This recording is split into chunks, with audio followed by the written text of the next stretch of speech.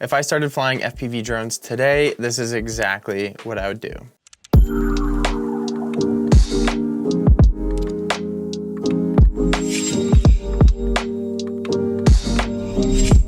Learning FPV has completely changed my life. I started back in 2018 and the amount of amazing opportunities that I've gotten through it have blown my mind. I'm lucky enough to make a full-time living flying FPV and get some form of the question, how do I start, all the time? So that's what this video is, and I broke it down into 6 super simple steps so anyone can follow. Now with FPV, and I'm sure you have realized this if you've started looking into it, things can get pretty complicated pretty quickly. So my goal is to just simplify everything and make it easy. And while there's 60 million different directions you can go here, this is exactly what I would do after 7 years of experience. All right, so let's get into it. And step number 1 is to log at least 5,000 hours of Call of Duty before you even start.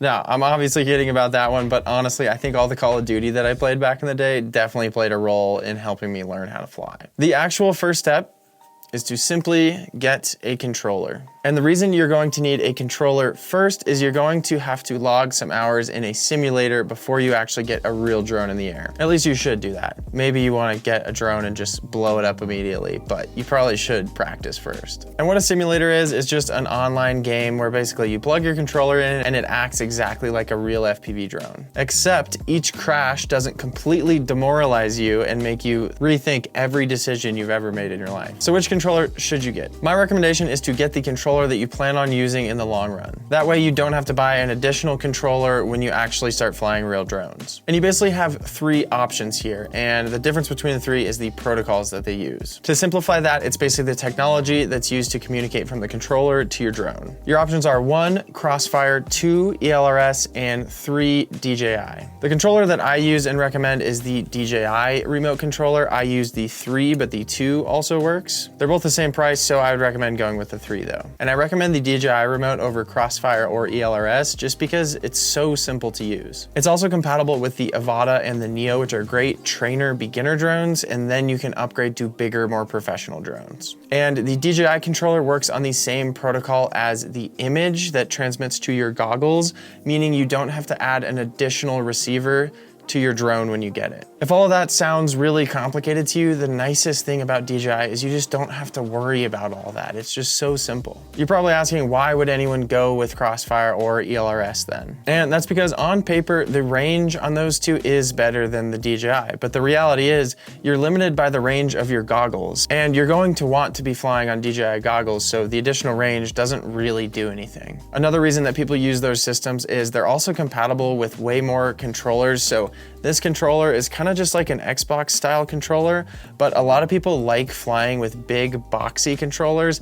I personally hate those ones because I travel a ton and they take up way too much space in my bag, but some people prefer that. I have a video comparing controllers way more in depth and I will link that down below. But again, I fly and recommend flying DJI. All right, so step number 2 is actually an optional step for people who aren't 100% sure they want to get into FPV and want to spend a bunch of money on professional equipment and just want to try it and see if they like it. And that is getting a tiny whoop setup. So basically what this is a kit, and it comes with everything you need to fly FPV.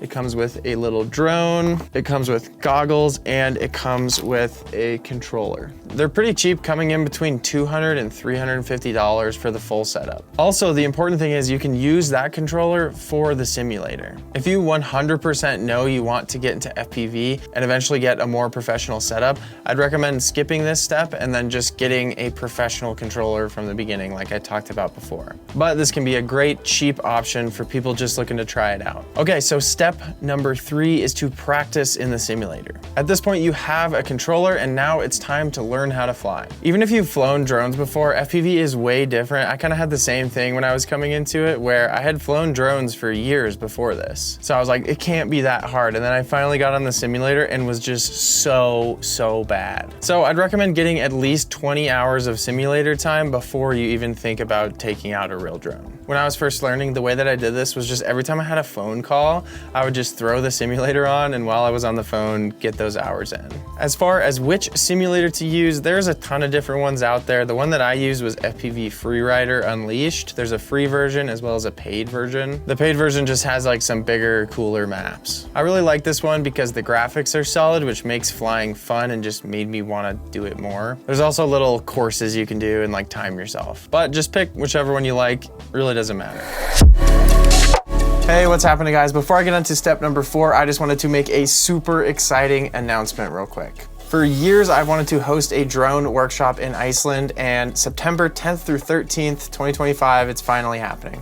Myself and a small group of you guys are going to be spending 4 days exploring some of the best spots that Iceland has to offer. The trip is open to anyone, so whether you're like literally brand new at flying drones or you're an advanced drone pilot and you're more interested in like the business and making money flying drones part of it, we're going to be covering all of that. The most important thing is that you are just someone who loves flying drones, exploring epic landscapes, and connecting with other like-minded people. So on the trip, we are going to be covering drone basics, more advanced filming techniques like framing, movement, storytelling, editing, so how to make your footage look really good, as well as, again, how to turn flying drones into your full-time job. So getting clients, making money doing it, growing your social media followings to get new clients. As you can tell, I am super excited about this and I would love to see you there. So I'll leave a link down in the description below where you can check out all the details. All right, let's get back to the video. All right, moving on to step number 4. You're finally going to need a good pair of goggles. Now, luckily, this category is way simpler than controllers because you kind of just have one good option here, which is getting DJI goggles. In the past, when I first started, all FPV drones were analog, so this was before digital FPV, and when you were flying, it looked like complete garbage. It was just like this jumbled up 1980s television looking feed. You could barely see where you were going. Then DJI came out with the first digital FPV system. It took a little while for it to get good, and now it's just the only thing I would recommend. You can still buy analog drones and goggles, and some people still do fly them just because the latency is a little bit less for racing. However, the DJI Goggles 3 just came out and they introduced racing mode, which gets you really close to analog. And the goggles that I would recommend getting are either the DJI Goggles 2 or the DJI Goggles 3. If you want top of the line, go for the Goggles 3 because they have a bit more premium features than the 2. But if you're looking to save some money, the Goggles 2 are also totally fine and have the exact same compatibility. One thing to keep in mind though is if you buy the Goggles 3, you need to fly with the DJI Remote Controller 3. And if you buy the Goggles 2, you have to have the DJI Remote Controller 2. All right, so you have a controller, you have goggles.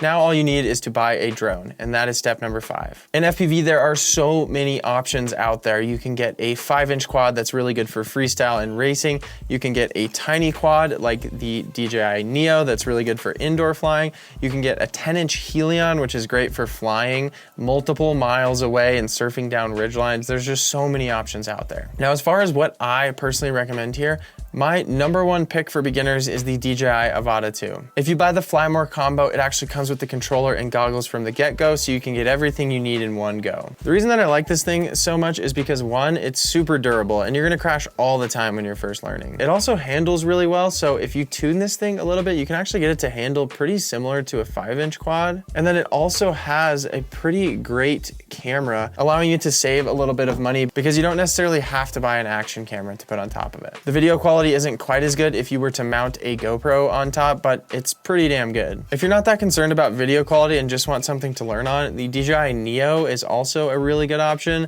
Again, it's super durable because it has these prop guards, hooks up to all the components super easily, and is a great starter drone. But with this, you'll likely want to upgrade later on. As far as the other drones like a 5-inch or a 7-inch drone, if you're someone who knows exactly what type of flying you want to do, you can just go straight to those. If you want to rip at 100 miles an hour and do freestyle, go for a 5-inch. Or if you know you're going to want to do big mountain divings, get either a 7-inch or a Helion. I'd recommend getting the 7-inch before the Helion just because the Helion is kind of a beast. And like I said, if you go with the DJI controller and goggles, that will work for any of these drones. Again, I have another video that goes way more into depth about controllers, goggles, and drones, so check down in the description for that after you're done watching this video. Okay, so at this point, you have everything that you need to fly FPV. So the final step is to just practice. When you're first flying, I'd recommend flying somewhere that is big and open, preferably like a grass field, something that's soft, so if you do crash, your drone's not gonna blow up. And when you first take off to fly, just kind of slowly take off. Go forward, do small movements, don't try anything too crazy, and take it slow. Another tip that I learned when I was first learning was you can go up high in the air. Like, I was just kind of staying low just because I was scared to go up high because I didn't want it to fall out of the sky. But if you're trying to practice flips and other maneuvers and stuff like that, it's way better to get some air, because if you do a flip, you have a ton of time to recover before you hit the ground. When I first started, I was trying to do flips like 10 feet off the ground, and I just crashed a ton of times. So don't be afraid to actually get some altitude and go high. All right, guys, so that is it for this video. I really hope it kind of simplified the entire learning FPV process, because I know it's super intimidating. If you have any questions or comments or anything like that, definitely leave them in the comments down below. And again, if you want to watch the video that covers all of my gear more in depth, that's in the description as well. Thanks for watching, and I will see you guys on the next video.